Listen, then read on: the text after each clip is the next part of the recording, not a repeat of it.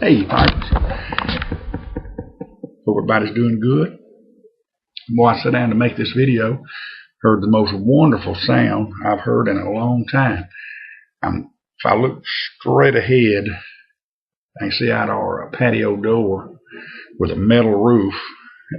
Can't see, it's dark out there, but I can hear, and it's raining on that metal roof. And we hadn't had any rain in so long, I feel like going out and doing a run around in it. It has been dry. This is our dry season in several years. I thought last year was bad, and we started out, I thought it was going to be ahead of the game this year, but man, end of June, July, and August tore us up. In September, we hadn't had a rain now, and can't tell you when. But anyway, enough about the weather. Tonight I am smoking some blend from Bayou Tobacco down in Baton Rouge called Tiger Bud.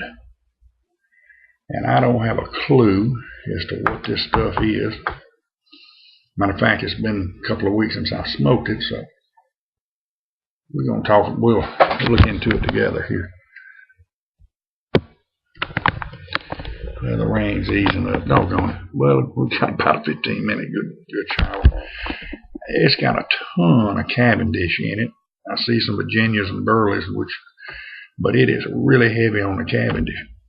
Real heavy. I don't know.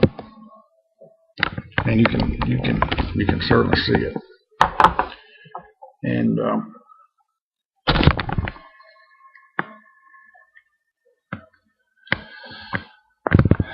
this is going to be a light aromatic. So I am going to be smoking it in a pipe that I got while I was in Baton Rouge too. It's just a basic little old Dr. Graybo that Nathan and Rachel gifted me, and this is one that he kind of customized himself. He bent the stem on it, beveled the bowl, so it is a unique bowl. I think this unique Dr. Graybo. I think this probably started out as a golden Duke.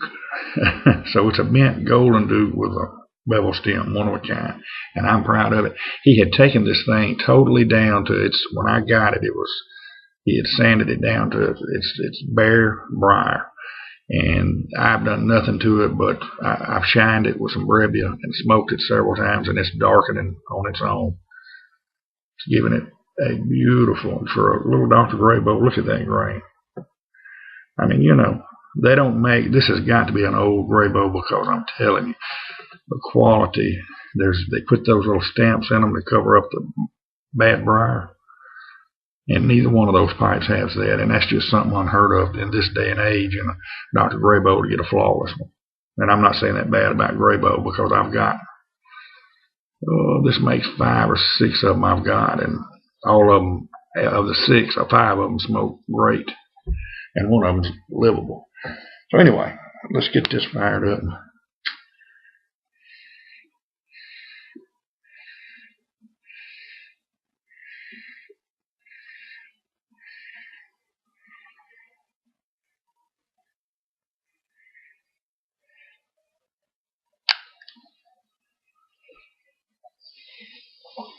I can't even remember exactly.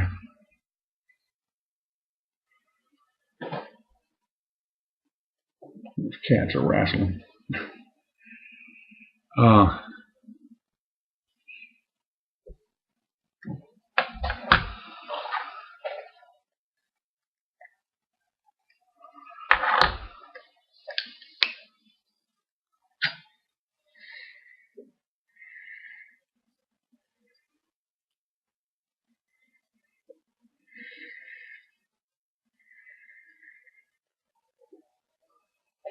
We went into town this evening and get Emily a couple of new dresses. I still live far enough out, we say, go into town, because I'm about, well, from the mall, it's about 15 miles from here. But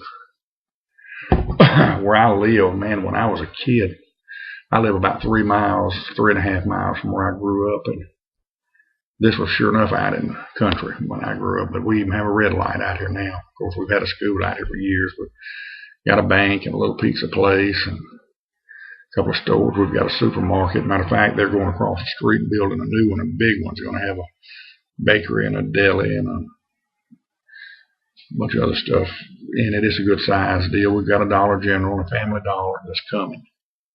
A bank out in this little community. So, but I'm still close enough. If I want to run to Wendy's, McDonald's, Burger King, Taco Bell,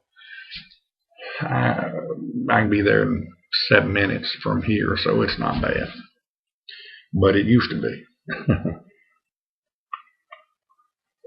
It used to be 20 minutes to the nearest was that little old country store, you know, when I was a kid. But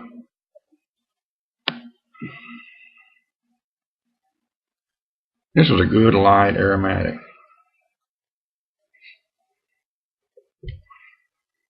I'm gonna smoke another bowl or two before I tell y'all what it.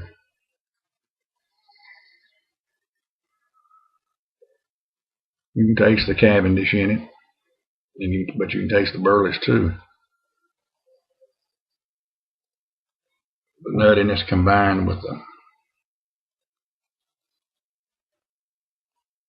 This has got to be like an unsweetened Cavendish, you know. An unsweetened Cavendish is good if you like it. You either like it or you don't, you know. One without any casing or anything on. And I like them from time to time. But they can be bland now. If you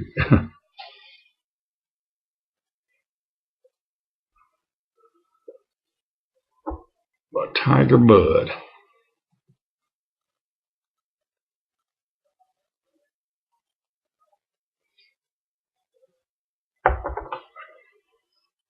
Of all things tonight, Emily wanted Subway, and she usually is not big on that, but she wanted a little turkey sub. And I had a meatball sub. Matter of fact, they had a foot long on special. I brought half of it home. I may eat it here in a little bit. I sure don't need to be eating this late at night. But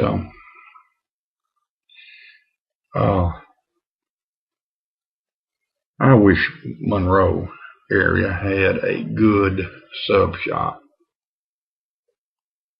a good submarine deli type deal.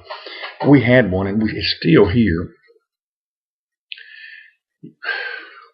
Near 30 years ago, a guy, and I think he was Jewish. I'm not sure. He had a lot of Jewish items, kosher type items in there. Started a little delicatessen called the Pickle Barrel, and of course, when you would go in, you know, they'd come to the table and wait on you, but they'd bring a bowl of pickles out, but they were homemade pickles, big thick cut cucumber, really, and they made them themselves, and delicious. And he had a huge menu. I think he said he kept somewhere between 40 and 50 different brands of beer from all over the world, you know. Excuse me, damn wrong. And he had blintzes. He had potato knish, which is a fried potato, almost like a croquet, you know. But he specialized in various sandwiches, everything from hero type sandwich, submarine. Called it the Harrison Hero. That was named after his father-in-law. And one called Son of a Botch.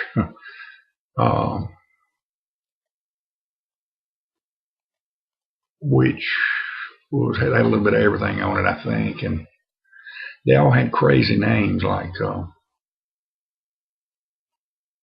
One Flew Over the Cuckoo's Nest and different ones. But my favorite, and you could go in if you wanted just a bologna sandwich. You know, they would pile it high, be a big old thick, and it's thin slice just layered on. You know, any kind of bread you can imagine. But you know, ham, different several kinds of ham, of course.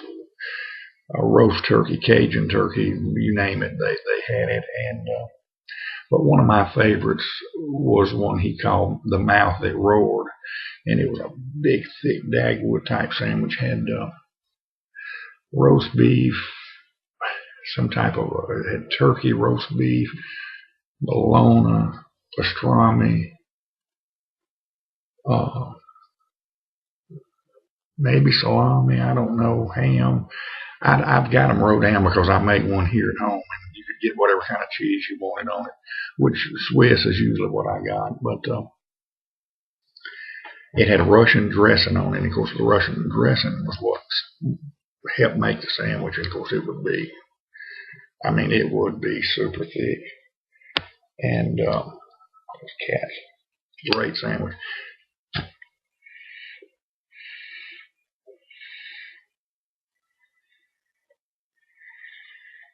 And they served cottage fried potatoes, French fries type deal. Just great. Still open, but it's just nowhere near the quality. We went in, it's been nearly a year since I've been in there, but I mean, I got a mouth that roared, and the bologna and the salami and the turkey and roast beef is like they opened up a package of Brian or Oscar Mayer and put on there. I mean, back in the day, they were slicing it with a slicer. You'd see them back there. They were, and this, you don't see them doing it anymore. It's done in the back in the kitchen, and I swear I think it was just packaged meat, cold cuts. Horrible. But since he sold it, this is about the third owner, and that's what happens when you change things. When you they would be standing room only. You'd have to wait on a table for years. And we had one here, of course, the chain deal that's from up, I guess they're out of New York, called Blimpie's, and I much preferred their sandwich over Subway. We've still got Slotsky's left here, and we've still got what's the name of that one that toasts the subs? Anyway, that one's still here. And Subway, that's about it. But Slotsky's is gone. I like their sandwiches, but Blimpie's, they had one called a Blimpie's Best. Had a little everything on it. It was just their basic submarine sandwich, and it was wonderful. If I'm out of town or on the road and see one, I'll stop to this day and grab one. We got a deal, and I hadn't even watched the news to see how it came out. Monroe and West Monroe is two different towns, but both city councils are considering an ordinance to ban smoking in bars and bingo halls.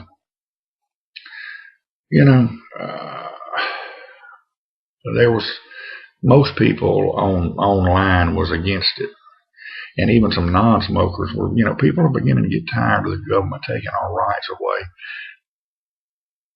from. True enough, I'm very respectful of others around smoking, but a bar, and I think, and I opposed it in Louisiana when it went to non-smoking in restaurants. I own a restaurant, and I think it should have been, and we had a smoking section. I think it should have been my choice to whether or not I had that, and if it affected my business, you had the right not to come there. I think anytime the government bans anything, when they use the word ban, restrict, this is still America we live in. This is not communist Russia. Although we're going more like they were, and what Khrushchev said in the 60s or late 50s, that they'd take us without ever firing a shot, and they just about have. My father-in-law, who's an ex-smoker, told me, he and I had a little debate on it. He said, yes, they do have the right to ban. I said, no. I said, that's the beginning. It's not going to stop there. Oh, yes, and it will. Well, guess what? It didn't. Now look at different parts of the country like New York. I said, they're going to come after him. He's a little overweight. I'm overweight. They're going to come after us next. I've heard soft drink taxes mentioned every time you turn around. They got these weight charts, these calorie charts, making you put calories up. Leave us alone. Come on, government. If we don't stop, if we don't tell these people to stop, and with electing these people that's doing that, we're going to wake up one day and our rights are going to be way out of here. I'm out of time. God bless y'all. Good night.